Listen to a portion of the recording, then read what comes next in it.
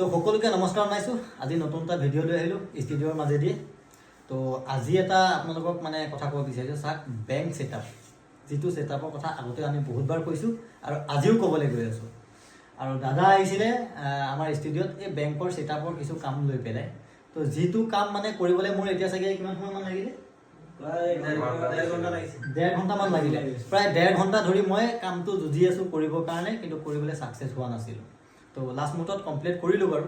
যি কি নহওক, এটা উপায় নহ'লেও বেলেগ এটা আন এটা পদ্ধতিৰে হ'লেও কামটো কৰি দিলোঁ। তো কৰি দিয়াৰ পিছত এতিয়া আপোনালোকক আমি এইটোৱে জনাব বিচাৰোঁ যে চাওক, যদি বেংকৰ ছেটআপ থাকে মানে যেনে তেনেকৈ মানে কি যে কৰিব পাৰিম বুলিকে কৰি নিদিব, কাৰণ নাজানিলে কৰিব নালাগে, যদি জানে তেতিয়াহ'লে কৰক। তো তেনেকুৱা এতিয়া দাদাৰ এনেকুৱা এটা হৈছিলে, এটা নাম্বাৰ 3টা একাউণ্ট লগইন আছে। তো এটা নাম্বাৰ যেতিয়া 3টা একাউণ্ট লগইন আছে, তো তাত মই নাম্বাৰটো যেতিয়া মানে চাৰ্চ কৰিছোঁ, চাৰ্চ কৰাৰ লগে লগে তেতিয়া দাদাৰ যোনটো একাউণ্টত বেংক ছেটআপ আহিছে সেই একাউণ্টটো অহা নাই। এতিয়া তাত ইমেইলত যোনটো ফোন নম্বৰ দিয়া আছে সেই ফোন নম্বৰটো ফেচবুকৰ একাউণ্টৰ লগত লিংক নাই। আৰু 2 নম্বৰ কথা হ'ল, যিটো একাউণ্ট আপোনাৰ নাম্বাৰ এড কৰা আছিলে, সেই নাম্বাৰ এড কৰা একাউণ্টত যিটো নাম্বাৰ এড কৰিছিলে সেইটো এড কৰা নাম্বাৰ বেলেগ এটা একাউণ্টত আছে। তো উপায় নাই, যিহেতুকে কামটো আগবঢ়াই নিব পৰা নাছিলোঁ। তো মই তেতিয়া নাম্বাৰটো চেঞ্জ কৰিলোঁ, আৰু নাম্বাৰটো চেঞ্জ কৰিলোঁ। নাম্বাৰটো চেঞ্জ কৰি পিছত মই বিচাৰিলোঁ যে কম্পিউটাৰত লগ ইন কৰোঁ। তো কম্পিউটাৰত লগ ইন কৰিব বিচাৰিছোঁ, OTP নাহে। এতিয়া নাম্বাৰ যিহেতুকে চেঞ্জ, OTP কেনেকৈ আহিব ন? তো OTP নাহিলে।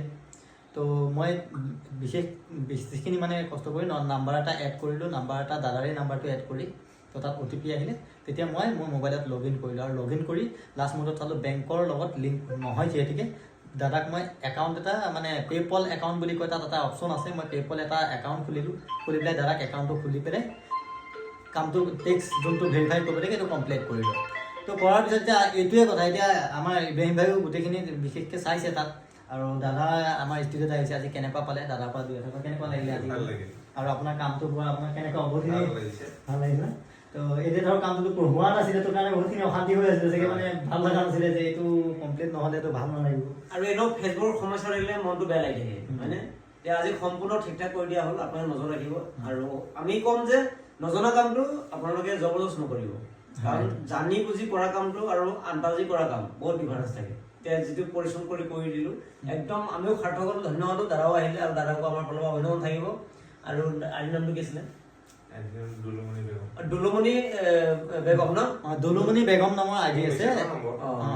তো দাদাৰ এই মানে বৰ নাম্বাৰ হয়, তো বৰ হয় একাউণ্টটো। সকলোৱে নজৰ ৰাখিব।